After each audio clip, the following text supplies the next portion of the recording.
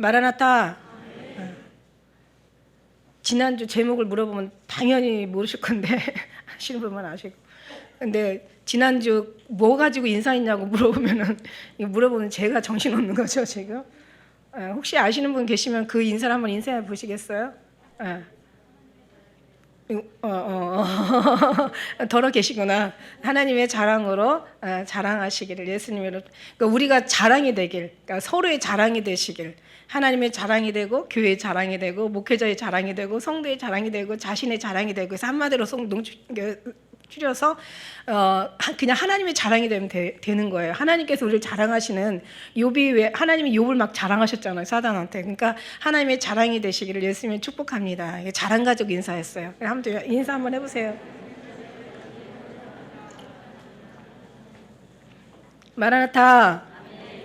그래요. 하나님이 자랑이 되시길 정말 축복합니다. 있잖아요. 왜 누군가 이렇게 보면 그냥 진짜 자식이 부모는 자식이 다 자랑스럽죠. 그리고 또 근데 자식들은 부모가 자랑스러울까? 당연히 또 자랑스러울 거라고 또 믿어요. 근데 또 스승이 또 제자들을 막 정말 자랑스러운 제자들이 또 이렇게 손꼽히는 제자들이 있고, 또 제자들도 또 스승이 진짜 손꼽히는 스승들이 있잖아요. 살다 보면 여러 스승을 만나는데, 근데 부모도 마찬가지고 스승과의 관계도 마찬가지. 근데 목회자도 마찬가지인 것 같아요. 막 정말 이 성도 진짜 괜찮은 성도예요. 이 목사 진짜 괜찮은 목사, 이런 자랑이 되고, 근데 결국 다 통틀어서 하나님의 자랑이 되시는, 저와 우리 모두가 정말 되셨으면 너무 좋겠습니다. 그래서 지금은 그렇지 않을지라도 하나님은 그렇게 우리를 만들어 주실 줄 믿습니다. 그러니까 여러분이 만드는 게 아니라, 그죠? 여러분 스스로가 우리를 만들 수는 없는 거예요, 그죠? 하나님이 우리를 그렇게 만들어 주시고, 우리 모두를 하나님 앞에 그렇게 자랑거리로 만들어 주셨으면 너무 감사하겠다. 그러니까 그런 자랑이 될 수 있고 사랑이 될 수 있는 이제 우리 사랑하는 기쁜 우리 모든 성도 되시기를 정말 우리 주님 앞에 기도하는 거죠. 축복하고요. 그래서 그런 하나님의 자랑, 지금은 아니지만 앞으로도 또 지금도 또 자랑일 수도 있고, 할렐루야. 지금부터 막 자랑이 되어질 수도 있고, 하나님이 모든 것을 아름답게 이루어 주실 것을 감사합니다. 우리는 정말 감사해요. 그래서 지난주 줄거리에 보면은 이제 1장이죠. 고린도후서 1장. 1장은 사실 고린도 전서에 관련된 것이 이어서 이제 썼던 건데, 고린도 그 전서에다가 여러 가지 하여튼 문제란 문제, 인간들이 만들어낼 수 있는 문제는, 인간들이 살면서 범사에 발생할 수 있는 문제는 다 이 교회에서 일어났던 거예요. 그래서 그거를 그냥 일일이 지적하다 보니까 이제 사도 바울이 어마어마한 공격을 받아요. 그래서 그걸 이제 막 신랄하게 책망도 하고 막 교훈도 하고 또 많은 이제 어떤 그런 말들을 했지만, 결국 이제 사도 바울이 결국 뭐냐면 위로고 사랑이에요. 이게 사명자들은 어쩔 수 없어요, 사명자. 오늘 여기 말씀에 보면은요, 사실 교회 징계와 관용인데, 사실 지금은 교회 징계라는 게 없어요. 이때 당시에는 있어요. 왜냐하면 예수님 시대는 있었다고요. 교회 어린 양을 먹여라, 양을 쳐라. 이 치라는 것이 이게 이제 어떻게 보면 칠이거든요. 칠이 안에 권면도 위로도 들어가고 사랑도 들어가지만 징계도 들어가고, 거기에 때로는 이제 내쫓는 일도 있었단 말이에요. 근데 내쫓아봐봐. 내쫓는 거는 두 번째 치고 이만한 얘기만 해도 이제 막 시험 들어가가지고 야 여기만 교회냐 막 이러면서 이제 뛰쳐나가죠. 이게 참 이제 오늘날 참 여러 가지 이게 치료할 수 없는 여러 환경이 돼버렸는데, 참 이게 슬픈 일이에요, 사실은. 근데 이제 우리는 그런 그러니까 우리의 신앙의 어떤 분별, 판단, 그러니까 신앙의 이제 성경을 많이 보게 되면은 이제 이 속에서 뭔가 여러분이 또 분별할 수만 있다면, 우리가 있는 곳이 어느 곳이고 또 하나님께서 어떤 신앙으로 기뻐하시는지를 그걸 분별만 할 수 있다면 너무 감사한 일이죠. 근데 어쨌든 간에 이제 그렇게 한번 책망을 했다가 나중에 완전히 다 뒤집어 쓴 거죠. 그래가지고 어마어마한 이제 공격이 지금 막 퍼붓는 거예요. 네가 사도냐? 너 왜 고린도에 온다고 했다가 왜 약속 어기냐? 왜 이랬대 저랬다냐? 정함이 없냐? 너 인격까지 막 완전히 막 그냥 공격하고. 그 다음에 또 헌금에 관련된 얘기뿐만 아니라 그냥 네가 뭔데 책망이야 막 이런 어떤 그런 식들에, 근데 그게 중요한 거는 또 감사하게도 많은 게 아니에요. 굉장히 소수예요. 왜냐하면 여기 6절에 보니까 이러한 사람이 그러니까 이 많은 사람에게서 벌 받는 것이 조카도다. 그러니까 이 많은 사람의 수에 들어가지 않았다니까 결국 소수인 거예요. 근데 교회나 어떤 여러 가지 무리를 일으키는 사람 보면 진짜 극히 소수예요. 그냥 한둘, 뭐 진짜 한둘, 3명만 있어도 감당 못할 정도야. 근데 이제 한둘이 이렇게 시끄럽게 모든 무리를 짓고 당을 짓고 막 시끄럽게 하는데, 근데 사실은 왜 다른 사람들이 이렇게 더 많은데 왜 한둘 때문에 이렇게 고통하고 힘들어하지? 내가 왜 저 사람들 때문에 이렇게 내가 괴로워하지? 라고 하는데 이게 단지 어떤 저뿐만이 아니라 여기 사도 바울도 마찬가지고 예수님도 그러시더라고요. 예수님도 99마리의 회개할 것 없는 사람들, 그 양들을 놔두고 한 마리 양을 찾아 가시는 거야. 그러니까 결국 이거는 하나님의 뜻이었다라는 것을 나중에 말씀을 통해서 이게 그래서 그랬던 거구나.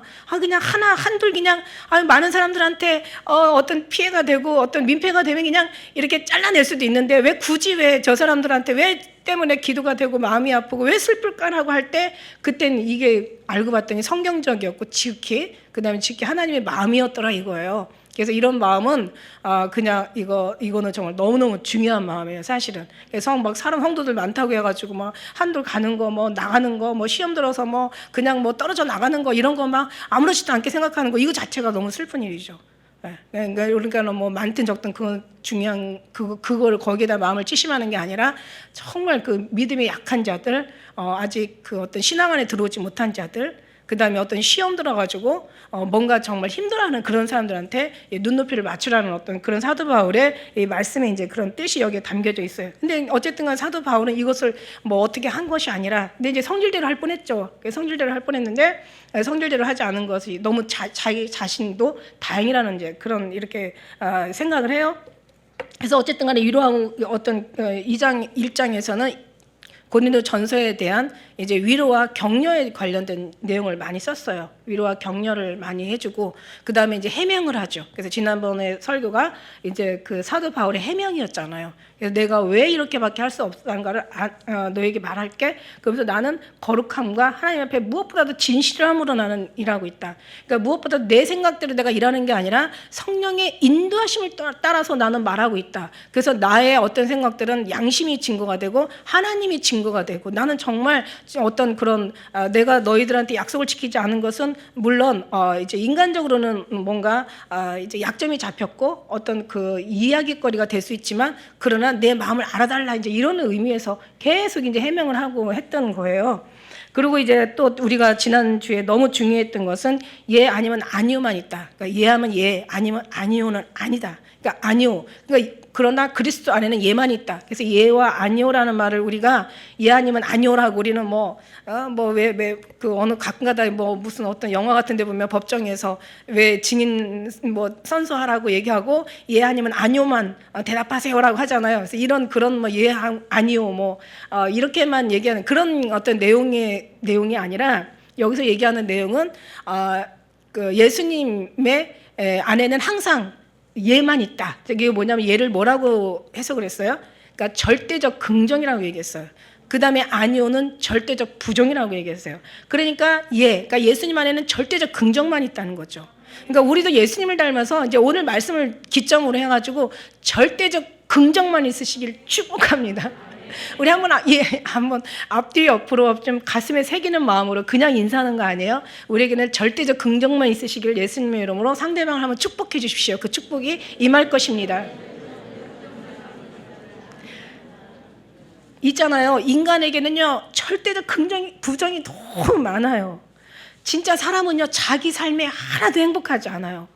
왜냐면 막 어떤 때는 이렇게 진짜 제가 살다 보면 그렇더라고. 인간 살다 보면 눈이 얼마나 교만한지, 그죠? 이 마음이 얼마나 교만한지, 생각이 얼마나 교만한지, 우리의 어떤 이 인간성이 얼마나 전체적으로 교만한지 진짜 이루 말할 수가 없어요. 우리 살다 보면 그 욕심이라는 것도 있잖아요. 욕심이라는 것도 보면은 막 그냥 막 정말 월세 살면은 전세로 옮기고 싶고, 전세 살면 자가 갖고 싶고, 또 자기 집 사면은 막 넓혀서 20평은 막 30평, 40평, 50평, 이게 끊임이 없어 이게 사람이. 이게 욕심이라는 게 한계가 없어. 심지어 제가 언제 한번 간증한 적도 있어. 여기 벚꽃 얼마나 이쁘게 펴요. 봄 되면 벚꽃이 너무 피면 아주 굉장히 막 너무 이쁘잖아. 그래서 와 벚꽃 이쁘다 막 엄청 많이 폈다 막 이러다가 이제 완전히 벚꽃 동산에 한번 갔다 오면 이게 벚꽃이 하나도 이쁘지가 않아. 우리 눈은요 이 교만한 데는 시간이 없어요. 시간이 걸리지 않아. 예. 이게 인간이라는 게 참, 그리고 우리 삶에서 둘이 살면 또 얼마나 행복하겠어. 근데 가족도 많은 게 또 행복한 거야. 또 가족 많으면 짜증나. 많아서 그냥 둘이 사는 게 너무 행복해. 자식 없으면 없는 게 무자식이 팔자래, 무자식이 상팔자래, 뭐 이렇게 얘기해. 근데 무자식 상팔자인 사람한테 또 물어봐봐. 자식 많은 게 부러운 거야. 근데 하나도 자기 만족에 만족한 사람 없더라 이거예요. 정말 있는 자는 더 많은 사람을 부러워하고 더 샘을 내고 더 질투를 하고. 예. 그냥 아주 그냥 인간성 자체가 절대적 부정만 있어. 보면은 그냥 내 마음에 안 들면은 다 그냥 아주 다 필요 없어. 잘하다가도 요 하나만 잘못하면 저거 알고 봤더니 다 자기 잣대로 자기 눈으로 자기 시선으로 자기 삶을 이 모든 삶을 사는데 얼마나 고통스럽고 괴롭겠어요. 옆에 있는 사람은 얼마나 또 고통스럽고 괴롭겠어요. 인간이라는 자체가 그래. 정말 이런 연병이 없어요. 이런 전염병 바이러스보다 더 끔찍한 연병이에요. 아무튼 한갑을 넘어서 인생을 살다 보니까 너무 불쌍한 거야. 얼마나 불쌍한지 몰라. 절대적 부정만 가지고 사는 인간들이 너무 불쌍한 거야. 내 자신도 그렇고 지가 잘못하고 남한테 탓하고 지 잣대로 남한테 저 사람은 잘하고 있는데 지가 잘못된 눈으로 보면서 남을 비판하고 판단하고 있고 이거 어떻게 하면 좋아? 정말 죽어도 고칠 수 없는 이 연병을 어떻게 하면 좋겠냐고요. 여러분 이거 어떡하지? 이거 하나님밖에 고칠 수가 없어. 하나님 아니면 정말 고칠 수가 없어요. 이거 신앙이 완전히 미쳐 빠져도 어떤 때는요 그 인간의 어떤 그런 썩어질 그 연병 같은 본능이 막 불쑥불쑥 일어나. 제가요 음식 쓰레기요 요즘 여름에는 그냥 금방금방 상하잖아요. 막 그 생선 상하고 막 밥하고 막 다 그냥 어우러져가지고 막 상에서 막 악취가 나오잖아. 여기서는 향기로운 냄새를 내라고 뒤에는 얘기하고 계시는데 아주 악취가 나는 거야. 어떤 때는요 제가 그거를 보면서 정말 인간이 이거보다 인간이 더 더럽다, 더 악취가 난다 이런 생각이 들어가요. 차라리 보면은 막 털어놓고 그냥 장갑 막 해가지고 또 쓰레기통 넣고 막 이만큼도 손에 안 달라고 그러잖아요. 근데 우리가 그보다 더 더러운 쓰레기라고 생각해 보면은 우리가 어떤 사람인 것을, 우리가 자신을 안 만큼 주님의 그 용서가, 주님의 그 사랑이, 주님의 그 선택이, 우리가 우리 자신을 안 만큼, 우리 자신을 발견하는 만큼 우리의 더러움과 추함과 악함과 미련함과 이 아주 그냥 말로 표현할 수 없는 이런 아주 그냥 이런 것을 아는 만큼 주님의 사랑이 그만큼 크신 거라는 것을, 그걸 여러분이 알아야 돼. 우리가 뭐 이렇게 더러워. 진짜 너무 하시는 거 아니야? 아니야. 내가 생각하는 거 이상으로 더 더러워. 얼마나 더러운지 저는 그걸 보고요. 제가 죽여달라고 했으니까 하늘나라에 가서. 근데 가만히 보니까 거기 온 성도들도 다 그 나처럼 살았을 거 아니야. 희망이 있더라고. 깨고 나니까. 제가 오죽하면 너무 제 자신이 더럽고 너무너무 악하고 너무 추해서 정말 그 천사들 앞에서 제가 날 좀 죽여달라고 그랬어. 죽여달라고. 살려달라고도 못하겠더라고. 죽여달라고. 여러분 살려달라고 하지 마세요. 죽어야 살아요. 여러분 죽어야 산다. 전 죽여달라고 했어요. 죽여달라고. 여러분 생각하는 것보다 너무 그러니까 모르면서 아는 척 하지 말라고. 그죠? 서울에 안 가본 사람이 서울을 더 잘한다니까. 이게 뭐 큰 문제야. 이게 인간의 부정에서 나온 거예요. 다. 그러니까 절대적 부정은 없애고 절대적 긍정으로 살아라. 근데 이게 절대적 긍정이 있을 수가 없어요. 주님만이 절대적 긍정이 있는데 사도 바울이 자기의 모든 삶이 절대적 긍정이라고 얘기하니까 정말 대단한 존경받게 너무나 마땅한 사람인 거죠. 그래서 우리도 이제 그런 사람 돼야 되는데 이게 이 사람으로 나오는 게 아니라 하나님부터 말미암아 나온다. 그래서 절대적 긍정으로 살아라. 오늘 인사한 거죠. 절대적 긍정. 이제는 부정인 것을 아주 예수 보혈의 피로 다 그냥 뭐 귀신만 선포해가지고 내쫓을 게 아니라 질병만 예수의 피로 선포해가지고 치료하고 떠나보낼 게 아니라 이거는 정말 근본적이고 아주 그냥 본질적인 이 절대적 긍정으로 살 이거를 아주 이제 해야 돼. 저도 이제 이쁜 말만 해야 돼. 부정적인 얘기 하지 말고 긍정적인 얘기만 해야 돼. 이건 이 시점으로 좀 부담이 살짝 되긴 하는데 과연 안 나올 수 있을까라고. 그러니 제가 생각을 해봐요. 제가 얼마나 악하고 이 관계상에서 이 정도면 내가 평상시에는 얼마나 어떻게 사는지. 내가 나를 안 속인다니까. 우리 아들들의 말의 표현에 의하면 엄마 언어는 거의 조폭 수준이라고 이러더라고. 자랑이 아니고요. 제가 저 자신을요 정말 나를 신뢰하지 못할 인간이기 때문에 나는 오직 주님만 의지해야 되는, 주님 없으면 안 되는 사람이라는 걸 자랑하고 싶은 거예요. 저는 무슨 그런 말하는 게 무슨 자랑이야? 자랑이 아니죠. 부끄러움이죠. 근데 왜 이렇게 말하냐?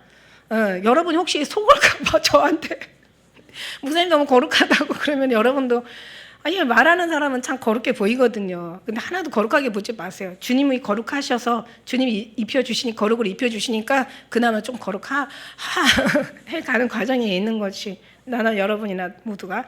그래서 지난번에 절대적인 긍정으로 살아라.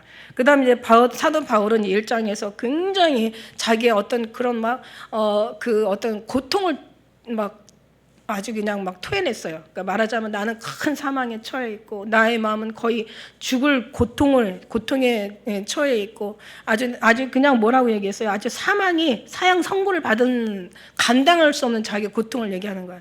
그래서 자기는 또 항상 높음을 자랑하는 게 아니라 낮음을 자랑한다 그래요.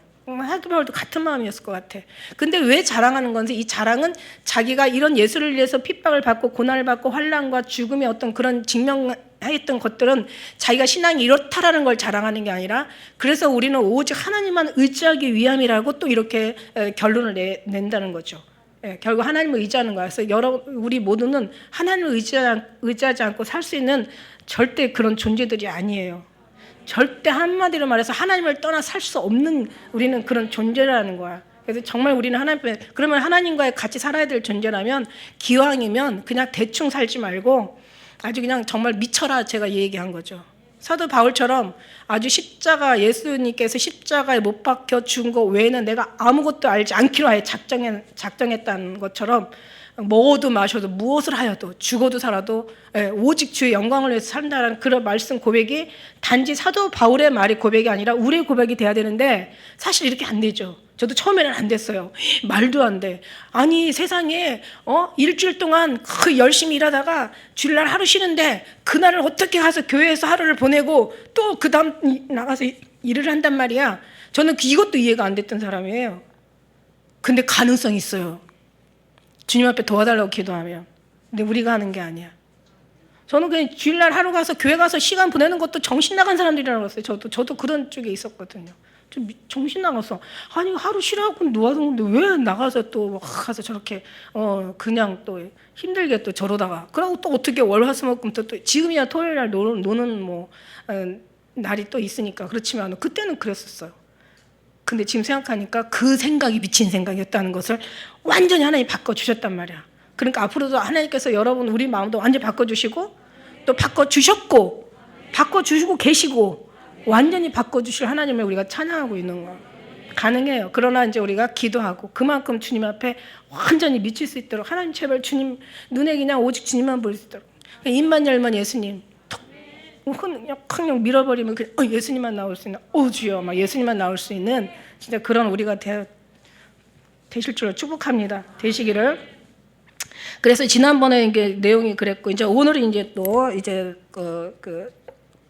그 사도 바울의 이제 또 지난 해명에 이어서 또 오늘 이제 그 성도를 향한 이제 권면을 또 그리고 또 사도 바울의 또 관용을 우리 한번 좀 보도록 합시다. 그래서 내가 다시 근심으로 너에게 이제 됐어 됐어 이제 다시 이제 얘기하면서 다시 근심으로 너에게 나가지 않기로 스스로 결단했다. 이 근심이 뭐라고 그랬어요? 이제 아까 얘기한 대로 고린도 교회로부터 막 퍼붓는 네가 사도냐? 어떻게 사도가 됐냐? 막 네가 왜 이 말을 이랬다 저랬다 하냐? 왜 너는 방문한다고 했다 안 하냐? 막 이러면서 잘못된 네가 뭔데 지적해? 막 이런 것처럼 이제 아주 그냥 이제 그렇게 했던 그런 모든 것들 이제 다시는 이제 머릿속에 지워버려. 그러니까 이제 그러면서 2절에 뭐라고 했냐면 내가 이제는 어떻게 하냐면 이제 바꿔서 근심하게 하면 나의 근심하게 한 자밖에 나를 기쁘게 할 자가 누구냐? 이제 무슨 얘기냐면 이게 참 어렵게 썼어 말을. 내가 너를 근심하게 하면 나의 근심하게 한 자가 한 자 밖에 나를 기쁘게 할 자가 누구냐 이제. 근데 이런 걸 때는 때로는 개역 성경을 한번 또 표준 번역이나 이런 걸 한번 좀 볼 필요가 있는데, 개역 성경에 이제 그 번역에 보면 뭐라고 이 뜻이냐면, 나를 기쁘게 해줄 사람은 여러분밖에 없습니다. 근데 여러분을 통해서 내가 기쁨이 돼야 되는데 내가 왜 여러분에게 근심을 하게 합니까? 그럼 내가 여러분한테 기쁨을 받을 그런 자격이 없다, 이제 이런 의미를 얘기하는 거예요. 그러니까 무슨 얘기냐면, 서로가 기쁨이 돼야 되고 서로가 자랑이 돼야 되고 서로가 사랑으로 하나님의 영광을 덕을 세워야 되고 서로가 위로해야 될 상황이라는 거예요. 근데 굳이 내가 근심으로 너한테, 그러니까 너는 나를 근심하게 했지만 나는 너에게 근심으로 대하고 싶지 않다. 왜냐하면 너는 앞으로는 이제, 지금은 불투명하지만 미래의 서로의 관계는 뭐냐면, 나는 너를 통해서 기쁨이 돼야 되고 너를 통해서 자랑이 돼야 되고 결국 하나님의 사랑으로 하나가 돼야 되는데, 굳이 일로 인해서 내가 다시 너에게 근심하게 하고 싶지 않아. 그리고 너희는 우리의 자랑이 되고 기쁨이 될 거야. 그러니까 서로가 기쁨을 가지고 이제 나가자, 그걸 이제 서로 꿈꾸며 가자, 이런 얘기를 하는 거죠. 그래서 내가 이같이 쓴 것은 내가 갈 때에 마땅히 나를 기쁘게 할 자로부터 도리어 근심을 얻을까 하며, 또 너희 무리를 대하여 나의 기쁨이 너희 무리의 기쁨인 줄 확신함이로라. 있는 것도 그렇죠. 5절에도 참 심란하죠. 5절의 말씀도. 자, 무슨 얘기냐면, 그러니까 이게 서로가 이제 그 말이 서로가 통하지 않는 어떤 그런 이걸 써야죠. 자, 그 2절에 이같이 쓴 것은 내가 갈 때에 마땅히 나를 기쁘게 할 자로 도리어 근심이 얻을까 염려하며, 또한 너희 무리로 대하여 나의 기쁨이 너의 무리의 기쁨인 줄 확신함이라. 이제 같은 얘기죠. 같은 얘기. 그래서 이제 내가 큰 환난과 애통한 마음이 있어 많은 눈물로 너에게 썼노니 이는 너희로 근심하게 하려 하는 것이 아니요 오직 내가 너희를 향하여 넘치는 사랑이 있음을 너에게 알게 하려 함이라. 결국 이제 해명이 뭐냐면, 사실 이런 모든 것들이 서로 근심하게 하려고 했던 것이 아니다. 이제 이렇게 너에게 이런 어떤 잘못된 그 신앙생활을 잘 되게 하려고 그 어떤 조목조목 얘기했던 모든 것들이 너를 근심하게 하거나 너를 뭐 책망하게 하거나 너를 뭔가 판단하게 하려고 했던 거 아니야. 왜냐면은 사도 바울이 이제 그 어느 서신에 보면 또 그런 말이 있어요. 나는 나도 판단하지 않는데 내가 어떻게 너희를 판단할 수가 있느냐, 이런 말씀도 있거든요. 그래서 우리도 이제 신앙생활에 누구를 판단하면 안 된다는 걸 성경을 통해서 우리가 교훈을 얻어야 돼요. 왜냐면 그 사람과 하나님과의 관계인 거지, 자식일지라도 내 자식이지만 내가 함부로 어떻게 할 수는 없는 거거든요. 그 자식을 보내신 분이 사실 부모가 아닌 사실은 하나님이에요.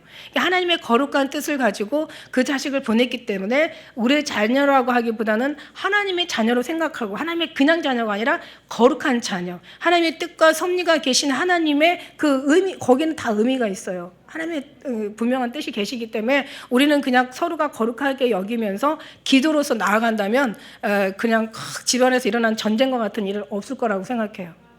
다른 것보다도 신앙 가지고 전쟁할 필요는 없어요. 사실은 기도하면 되는 거야. 기도해주면 돼. 그리고 나머지는 누가 하세요?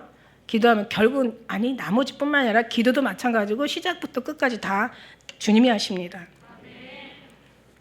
그래서 서로가 이제 그 말이 통하지 않으면 안 된다는 거지. 서로가 뜻이 통하고, 말이 안 통하고 뜻이 통하지 않고 마음이 이게 통하지 않으면 이것처럼 지옥이 없어요. 그죠? 그래서 모든 걸 하나님의 어떤 섭리로 우리가 보고, 하나님의 눈으로 보고, 하나님의 주시는 말씀으로 모든 걸 우리가 보고 판단하고 말씀대로 행하면 사실 거칠 게 하나도 없고 막 서로 들내고 분내고 막 싸우고 막 전쟁을 치를 이유가 없어요. 근데 하나님 뜻을 벗어나니까 그런 게 나와요. 근데 여기서 결론은 뭐냐면, 이 모든 것이 마귀를 기쁘게 하는 거라고 이렇게 얘기하고 있어요. 그래서 우리가 이 모든 것들이 사실 사단으로부터 난다라는 것을 이제 뒤에 얘기하고 있죠. 이제 그 뒤에 나와요. 그런 것처럼. 그래서 이제 내가 이 큰 환난과 애통한 마음이 있어 많은 눈물로 너에게 썼다라고 얘기해요. 우리 한번 4절 한번 읽어보실까요? 함께 시작.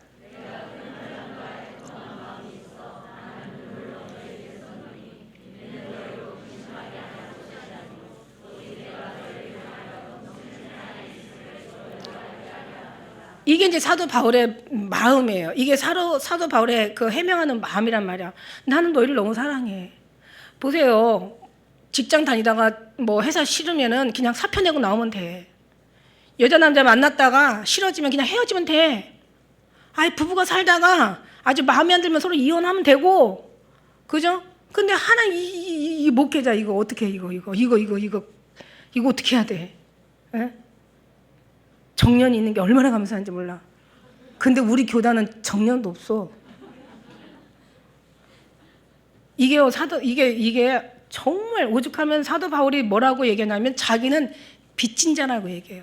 저는 빚을 져보고 살지는 않았지만, 예, 저희 모친께서 옛날에 과거에 어렸을 때 빚을 많이 지고 사셨던 것 같아요. 그러니까 빚을 많이 지려고 져서가 아니라 저희 아버지가 너무 마음이 좋으셔가지고 세상에 오지랖이 얼마나 넓은지 당신은 잊지도 않으면서 그렇게 보증을 많이 서줘가지고 홀라당 다 날리고도 완전히 그냥 쫓겨다니는 신세가 됐던 거야. 근데 그거를 보면서 야, 이게 빚진 자의 마음이 저렇게 불안한 마음이야. 뭐 편지 하나만 날라와도 막 두 분이 식사하다가 막 손이 벌벌벌벌 떨리는 거야. 막. 이 밥숟가락을 못 넘기더라고. 그 정도로 빚진 마음이 그렇게 두려운 거야. 하나님께서 은혜롭게도 저를 빚지지 않고 그러나 그 빚진 마음은 무슨 마음인지 제가 마음 뭐 어렸을 때 저도 마음고생 했겠지만은 그런 모습은 제가 봤어요. 봤는데 그러니까 심지어는 사도 바울의 마음은 어떤 마음이냐면 빚진 자의 마음이야. 아니 이거를 그만둘래도 그만둘 수가 없어. 이거는 정말 때려칠 수 있는 어떤 그런 단순한 인간적인 세상적인 문제가 아닌 거예요. 죽어도 이거에서 죽고 살아도 위해서 살아야 되는 거야. 그러니까 빚진 마음이야. 근데 이 빚진 마음이 어떤 마음이냐면 진짜 이거는 진짜 그래서 이 목회자들 보면은 쓸개를 안 뺀 사람들이 거의 없다. 거의 목회자를 제가 이제 많이 목사님들 만나 뵀잖아요. 보면은 전부 쓸개를 다 빼고 그래서 뭐 이게 사람이 뭐 이렇게 건드려도 별 반응 없고 저렇게 건드려도 반응 없는 사람이 쓸개 빠지는 인간이라고 막 그러잖아. 근데 이게 목사님들이나 특히 사모님들이 쓸개가 많이 빠졌더라고요. 보니까 너무 스트레스를 받아가지고 예 그런 이제 진짜예요. 제가 너무 놀랄 정도로 그렇게 이제 그런 어떤 그 몸의 아주 흔적을 예수의 그리스도의 어떤 그런 고통의 흔적을 가지고 있어. 그러니까 주님 이게 끝날 때까지 아주 그냥 끝까지 어떤 죽을 때까지 가슴앓이야 가슴앓이. 이게 내려놓을 때까지 아니 내려놔도 가슴앓이는 계속될 것 같다는 생각이 들어요. 주나라 갈 때까지가 가슴앓이겠죠. 예 그런데 어쨌든 그런 어려움이 고초가 있다라는 얘기야. 예, 지난번에도 제가 이제 조금 이제 예를 이제 소유에 대해서 예를 들었지만은 어쨌든 간에 그거 정말 저는 그 옛날에 그런 어떤 예화 듣고 웃었거든요. 엄청나게 깔깔거리고 웃었는데 그게 정말 현실이 되고 내 삶이 되다 보니까 너무 슬퍼지는 거야. 근데 이제 사도 바울이 이런 얘기 한마디가 얼마나 힘들었을까. 오죽하면 모세도 그러잖아요. 모세도 세상에 그냥 뭐 몇 명 아니에요. 그냥 200만 명이니까 모세 뭐 가히 생각할 수 있을 것 같아. 그러니까 예측할 수 있어요. 그냥 저는 옛날에는 상상할 수도 없었어. 예측할 수도 없었는데 지금 저는 좀 예측이 가능해요. 그러니까 오죽하면은 모세 가나안 땅에 못 들어가고 하나님이 나로 좀 은혜를 좀 베풀어 달라고 어떤 기도를 해요? 나를 좀 즉시 죽여서 이걸 이제 서서히 죽이면 고통스러우니까 곧바로 죽여달라는 거야. 은혜를 좀 베풀어 달라. 그게 날 좀 죽이는 게 은혜야. 날 즉시 죽여. 은혜를 베푸사 즉시 죽여. 이 공고한 나를 좀 제발 좀 보지 않게 해달라고 막 이러면서 얘기하는 거. 이것 때문에 가슴앓이 하지 않게 해달라고. 이것 때문에 정말 마음이 계속해서 고통과 슬픔이 괴로움이 떠나지 않는 이 삶 속에서 제발 좀 이게 영적인 고통이라서 이거는 육적인 고통. 그러니까 우리가 육신적인 어떤 그 삶의 그 힘든 그 삶이 있잖아요. 그보다 더 힘든 게 뭐예요? 마음의 고통, 근심이 더 힘들어요. 사실 여러분 살아봐서 어느 정도 살아보면 알아. 그러면은 이게 육신에 힘든 것보다 차라리 마음 없는 건 더 힘든 거예요. 더 고통스러운 거야. 근데 마음의 고통보다 하나님과 관련된 영적인 고통은 이거는 안 해보면은 감히 말할 수가 없는 그런 고통이라는 거죠. 그러니까 여기서 그냥 싹 뽑아내고 나면은 그 어떤 생각이 드냐면 이제 지금 뭐 주일 예배하고 1부만 있지만 제가 1, 2부 할 때는요 뭔가 어떤 기분이냐면 내려갈 때는 다 뽑아내고 껍데기만 내려가는 기분이야. 그리고 껍데기만 내려가는데 어떤 일이 일어나냐면 제 몸에서 매운 거를 왜 있잖아요. 나라가 망해갈수록 왜 매운 거는 다 장사가 절대로 망하지 않는데요. 매운 장사는 매운 거 고춧가루 많이 집어넣어가지고 아주 화끈하게 맵게 하는 장사는 다 잘 된대. 그러니까 그 정도로 사람이 이게 스트레스 받으니까 막 어마어마하게 매운 거를 막 먹는 거예요. 그러고 나면 조금 이 속에서 막 하면서 뭔가 채워지는 것 같은. 사실 기도로 채워야 되는데 그게 그렇게 되더라는 거예요. 근데 그것처럼 지금 사도 바울의 지금 여기 뒤에 고민이 이루 말할 수가 없어요. 내가 너무 그냥 아침부터 무겁게 하는 것 같아서 좀 알아줬으면 좋겠다. 이제 서로가 같이 합력하여 선을 이루자. 이제 이런 마음에서 이제 말씀드린 거예요. 왜냐하면 여기서 얘기하잖아요. 사도 바울이 얘기하잖아요. 내가 지금 눈물로 너에게 내는 것은 너희가 나의 위로야. 너희가 나의 사랑이야. 너희가 나의 기쁨이야. 너희가 나의 자랑이야. 이것이 나에게 힘이 빠져나간다면 난 더 이상 희망이 없고 사역하는데 어떤 그런 힘이 없어. 이게 사도 바울의 지금 오늘 얘기인 거예요. 그래서 서로가 알면서 나아가면 이게 그냥 서로가 그래서 비난하고 막 절대적인 부정으로 살지 말고 결국 절대적인 긍정을 가지고 절대적인 어떤 희망을 가지고 서로 자랑하면서 살자. 이제 이런 의미에서 말씀드리되 이것은 사람이 할 수 없을 때 다 하나님으로서 한다. 하나님 앞에 기도해라. 이제 이런 거고 우리가 혹시 마음이 이런 어떤 그런 불편한 마음이 있으면 빨리 내려놔. 예수 보혈의 피로 싹 잘라버리고 아주 그냥 선포해버리고 그 다음에 보혈의 피를 확 발라버려 뿌려버려. 그러면 그 부분이 싹 치료가 되니까 이게 기도거든요. 이제 하나님의 능력이에요. 이게 기적 같은 능력입니다. 이제 그런 것처럼 그래서 많은 눈물로 아주 심한 환난과 애통의 눈물이 이제 여기서 그냥 눈물이 아니에요. 사도 바울이 많은 눈물로 빌립보의 3장 18절에 보니까 뭐라고 사도 바울이 썼냐면 내가 여러 번 너에게 말하였거니와 빌립보 교회도 얘기하는 거야. 이제도 눈물을 흘리며 너에게 말하는데 여러 사람이 그리스도의 십자가의 원수로 행하고 있다 지금. 근데 원수로 행하는 걸 몰라. 지금 이건 죽느냐 사느냐 문제가 아니에요. 이거는 천국 가느냐 지옥 가느냐 하나님 앞에 버림받느냐 택함 받느냐 이건 어마어마한 문제라는 거죠. 아니 사람이 죽고 사는 것도 굉장히 큰 문제지만요. 그거하고 비교할 수 없는 영원한 죽음이요. 영원한 이게 사망이라고 하면 이 사망이요. 영원한 생명이라고 생각한다면 여러분이 진짜 지금 몰라서 그렇지. 이게 정말 몰라서 그렇지. 제가 오죽하면 주님 저 사람들한테도 좀 한번 좀 보여줘 보시라고. 천국을 보여주시더니 지옥을 한번 지옥 조금만 보여줘도 그냥 아주 그냥 진짜 완전히 그냥 뭐 난리도 아니죠. 그냥 딱 엎드려가지고 하나님 잘못했어요. 살려주세요. 막 이러고 아주 그냥 하겠지. 아니 인생 70이야 강건하면 80이야. 아니 요즘 100세를 산다 그래도 인생이 아무리 잘 먹고 잘 살고 뭐 못 살든 잘 살든 어쨌든 100세밖에 못 살아. 근데 하나님 나라는 천년의 갑절을 살아도 지나간 밤에 하나의 점과 같아. 그러니까 그 무슨 말이냐면 그만큼 길다는 얘기야. 그만큼 천국에 가서 영원히 살 거냐 아니면 이 지금의 최고의 악하게 사는 지옥보다 더 끔찍한 것이 바로 이 저승의 지옥인데 거기에 갈 거냐. 그러니까 그 나라에 80년을 100년을 다 투자를 해도 이게 부족하다는 거지. 장사하는 사람들 뭐든지 이문을 남겨야 되잖아요.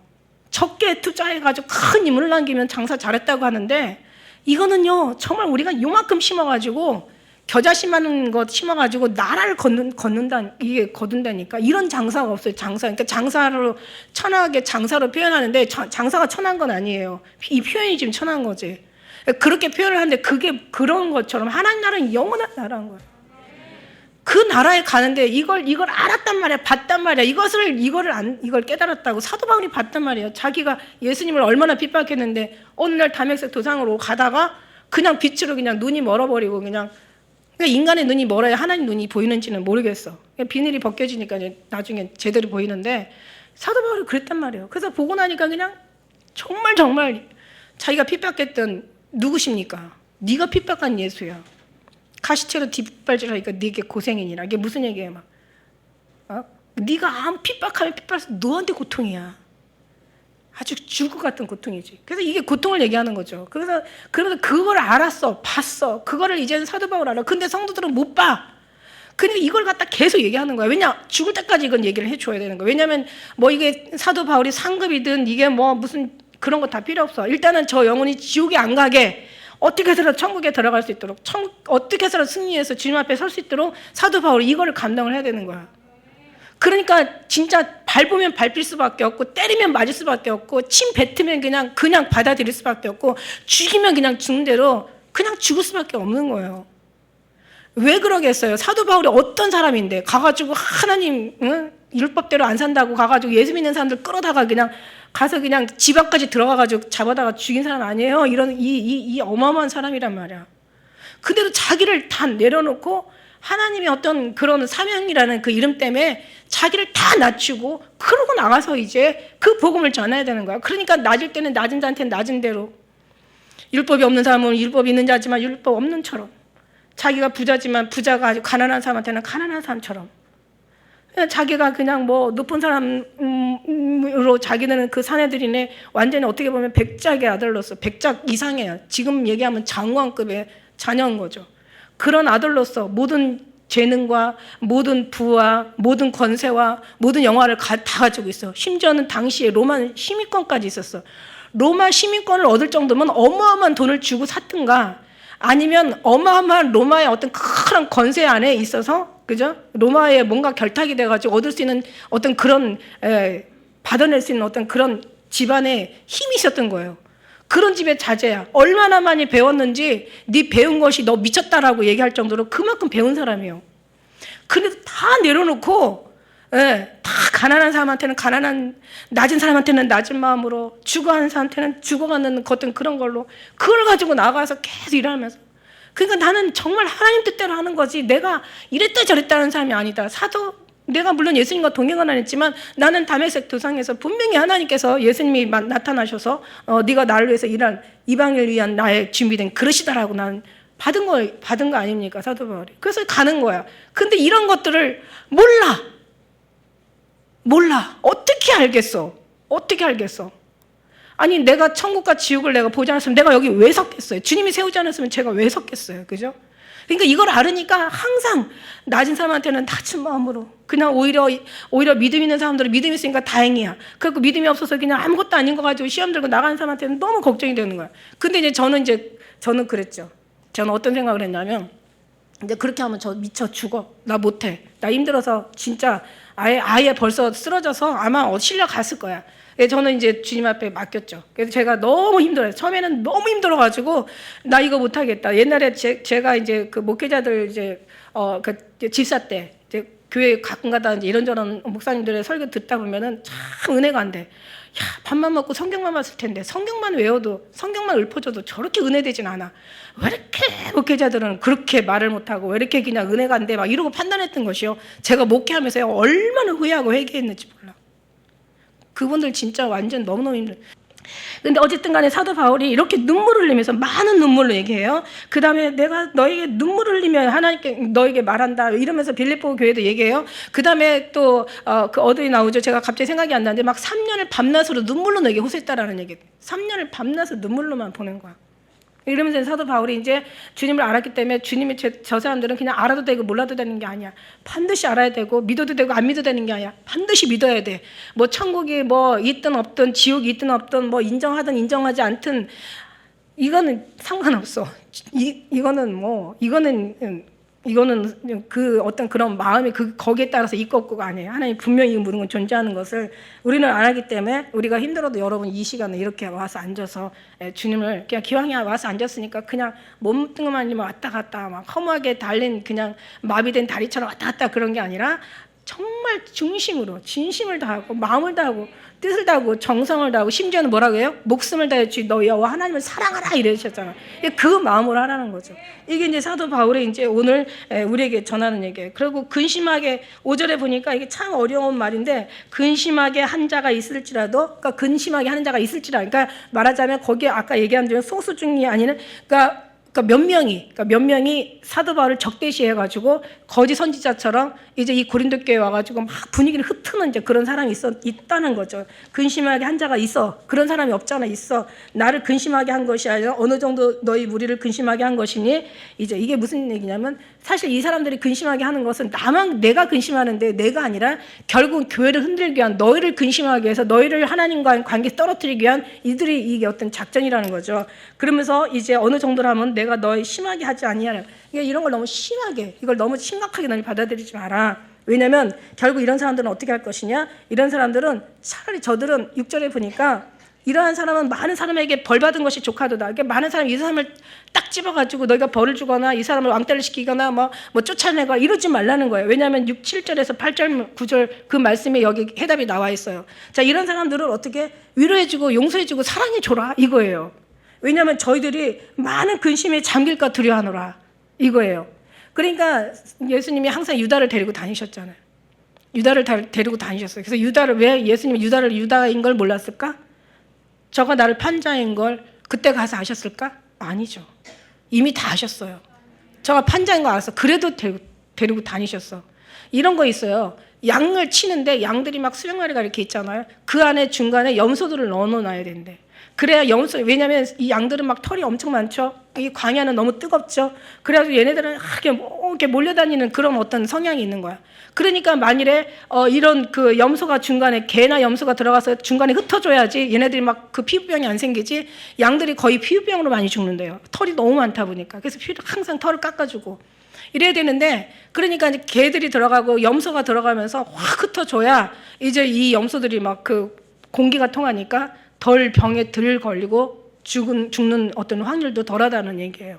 그러니까 이런 다 필요악이라고 얘기하죠. 필요악도 필요해. 그죠? 그래서 그래서 보면은, 내가 정말 그런 필요악의 어떤 염소가 아닌가 한번 생각해 볼 필요는 있어요. 그러면 되게 두렵죠. 내가 그런 존재가 되면 안 되잖아. 그렇다고 주님이 또 보내셨는데, 그런 사람들 보낸단 말이에요. 그래갖고 그냥 안 있더라고요. 한바탕 오래 못 가더라고요. 그런 사람들은 한번 확 교회를 휘젓고는 그러고 나가더라고. 여럿 있었어요. 그래서 어떤 때는 제가 그것도 어떤 때는 마음이 아픈 게, 제가 너무 마음이 아파가지고 막 처음에는 진짜 힘들었어요. 얼마나 힘들었는지 여기 저하고 처음에 있었던 멤버들이 아마 증인들이야. 얼마나 힘들었는지 몰라요. 나 이거 계속 할 수 있을까? 나 너무 힘들어. 그럼 이제 유리해 주죠. 그런 사람들은 한둘이지만 다 열심히 하잖아요. 이러면 이제 그런 얘기를 들으면은, 그런데도 나는 왜 이렇게 마음이 아파? 그러고 보면은 이제 99마리 중에 떨어져 나간 한 마리의 양을 예수님도 찾으시는구나. 그런 마음이 들어가요. 너무 이게 마음이 고통스럽고 아픈 거예요. 근데 어느 순간 이제 어떤 일이 있었냐면은, 제가 너무 힘들어하는데 주님이 저한테 음성을 주시더라고요. 쟤는 지가 나간 게 아니라 내가 내보냈다 이러시더라고. 그래갖고 제가 너무 그 소리에 놀래가지고, 주님도 내보내시는 거야. 이게 주님이 하십니다. 주님이 하십니다. 주님이 처음에 교회 경영할 때 주님이 뭐라고 하셨냐면, 교회 경영은 내가 한다라고 하셨거든요. 저 이거 간증 많이 했잖아요. 그래서 우리가 여기 슬로건이 주님 하십니다. 주님이 오십니다. 주님이 계십니다. 주님이 오십니다를 가만히 이렇게 보니까 주님이 보십니다도 있더라고. 이게 다 주님이 하시는 거야. 우리 교회 통치는 다 주님이 하시는 거야. 뭐 인간이 뭘 할 수 있는 게 뭐가 있겠어. 사고 뭉치지. 그러니까 결국 내가 내보냈다 이러셔가지고, 그때 그러면 나가는 건 다 주님이 내보내시는 건가? 이러다가 이제 제가 그다음부터는 이제 엄청나게 제가 자유와 평안과 아주 그냥 안식을 찾았죠. 그래서 주님이 하시는구나. 아니, 그렇다고 또 나간다고 해서 주님이 내보냈다고 이런 거는 아니에요. 나갈 일 있으면 나가셔도 돼요. 근데 왜냐면 주님이 내보내시는 거, 그것도 주님 내보내신 거 맞지만, 이걸 버리려고 내보내시는지 아니면 더 좋은 데로 내보내시는지 이거는 모르는 일이니까 우리 거기까지는 생각할 필요가 없어. 결국 뭘 생각하냐면, 가든 나가든 있든 없든 다 주님이 하십니다. 이거를 여러분, 우리가 주님을 인정하고 의지하며 주님을 바라라는 얘기죠. 우리가 그래서 남을 또 나가면 저 사람 주님이 내보냈나 봐 그러고 판단할 필요가 없다는 얘기야. 왜냐면 하나님은 모든 한 사람이든 다 귀하게 보시니까. 그래서 여기서 말씀이 이제 용서해, 위로해, 그 다음에 오히려 저 사람들이 더 많은 근심이 가지지 않도록 딱 두려워해. 저 사람들 더 많은 근심 갖는 거 나 싫어. 왜냐하면 사도 바울이 세상에 스승은 많아도 아비된 심정은 많지 않다고, 나는 아비된 심정으로 너희를 가르친다고 그렇게 얘기하신 적이 있거든요. 그러니까 사실 아비된 심정이라면 상대방이 근심하는 것보다, 자식이 근심하고 고통하고 두려워하는 것보다 내 자신이 차라리 근심하는 게 더 나아. 내가 근심하는 게 더 나아. 차라리 그런 거 있잖아요. 그러니까 사도 바울이 그런 마음이 아비된 심정이에요. 솔직히 말해서 저는 한번 생각해 봐야 돼요. 그러나 그렇게 될 수 있는 뭔가 주님이 주시면 그런 마음 갖겠지만은, 다 그렇게 갖는다면 내가 어떻게 살겠어? 진짜 어떻게 제가 이 사역을 하겠어요? 그러나 다 주님 앞에 맡기고 자유롭게 주님이 하시는 대로, 인도하시는 대로 가면 되는 거예요. 저나 여러분이나. 할렐루야. 그러니까 편안하게 자유롭게 하시라는 거야. 그러므로 너희를 권하노니 사랑으로 저에게 나타내라.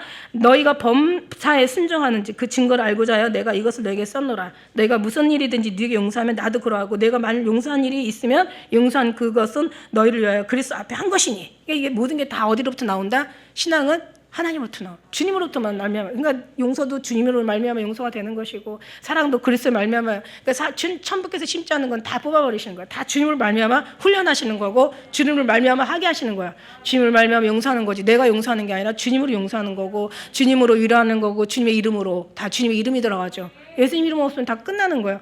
우리의 모든 삶 속에 예수님이 개입하지 않고 예수님이 간섭하지 않고 예수님께서 예수님과의 의미가 없는 거라면 아무것도 아니에요. 노래도 마찬가지. 아무리 아름다워서 한 번 무대 쓸 때마다 정말 천문학 숫자의 돈을 받고 노래를 해가지고 대단할지라도 예수님 없으면 그거는 하나의 손 밑에서 타는 가시나무 같은 그런 소리와 같다고 성경이 얘기하고 있어요. 아무 의미가 없어. 만남도 예수님 만남이 아니면 아무 의미가 없어. 우리의 모든 말에도 예수님 없으면 아무것도 아니야. 우리는 모든 것에 예수님이 들어가야 된다. 예수님이 없으면 다 아무 의미가 없다라고 얘기하고 있는 거야. 그러니까 구원도, 그러니까 용서도, 사랑도, 위로도 다. 그래서 여기서 이제 우리가 2장 11절의 말씀에 한번 같이 읽어볼까요? 2장 11절 시작.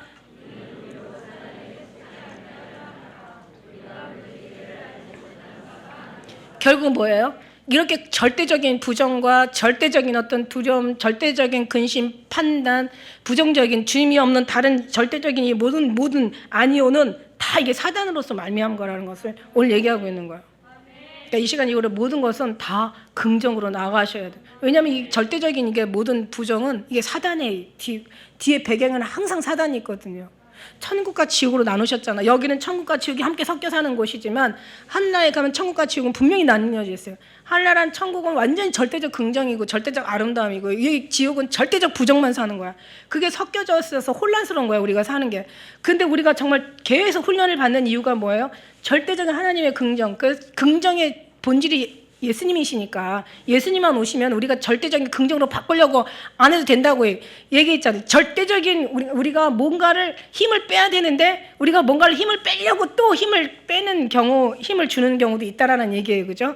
그러니까 뭐냐면 이게 우리가 막 절대적인 긍정으로 살아야지 막 이제 일단은 입술도 절대적인 긍정, 삶도 행위도 모든 게 절대적인 긍정 그렇게 안 해도 된다고. 그거는 너의 속에서 나오는 거고 주님이 계시는 순간. 주님을 생각하는 순간 절대적 긍정을 주님 앞에 맡기는 순간 절대적 긍정이 나온다는 얘기지. 근데 그것도 훈련이 엄청 필요해요. 저렇게 말해도 제가 안 되거든요. 그래서 이거는 보통 진짜 정말 하나님이 이걸 위해서 훈련을 시키시는구나. 그래서 우리 훈련은 진짜 너무 다 아름다운 거야.